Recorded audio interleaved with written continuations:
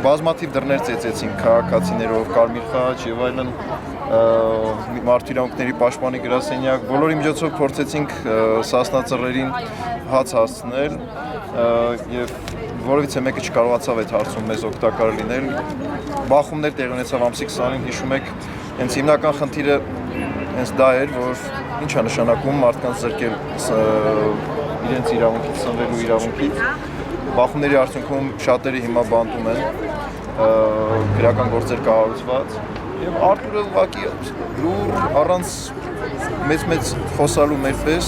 ուղղակի մարդը իր խղճի պարտքը կատարեց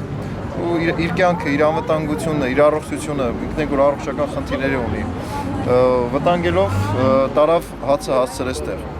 Արտուրը հանցագործ չի, Արտուրը խղճի բանտարկյալ է եւ մենք այս ամիս, հատկապես այս ամիս մի շարք ակցիաներ ենք իրականացնելու եւ անելու ենք ամեն ինչ, որ Արտուրը նախ եւ առաջ Արտուրը ազատության մեջ լինի։ Ես կրկնում եմ, շեշտում եմ, ընդգծում եմ, որ խղճի համար մարդը պետք է բանտարկության մեջ չլինի։ Երեք հիվանդություն ունենաց ծանր, պատերազմի վիրավոր, հաշմանդամ, որտի գրիժա ունի, ողնաշարը շերված ապերած հարած, այդպիսի մարդուն մի ժամ չի կարելի բռնել։ Պատերազմի ժամանակ էլ հաց տարել ընկերներին, տենց ասում են։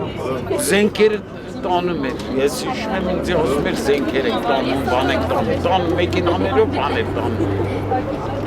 Հələ կիններ կռվում էր, ասում էր մի տար, քեզի որ չեն տանում պատերազմ, քեզ է թում, էդ էլ էլա պատճառ, որ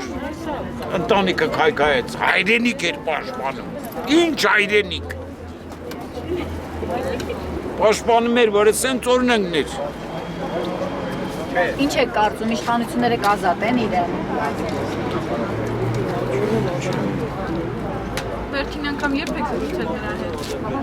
Ես չեմ կարող խոսալ։ Չեմ կարող նրա բառին պատասխան։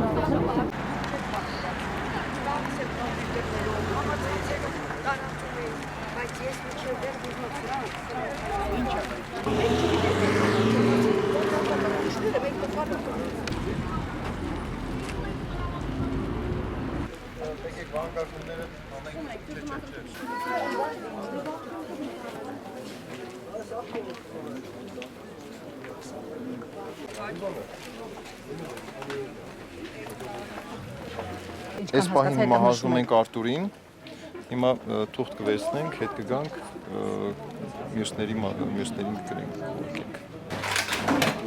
Ես 3 հատ է թուղթ կգացացի։ Դավիթ,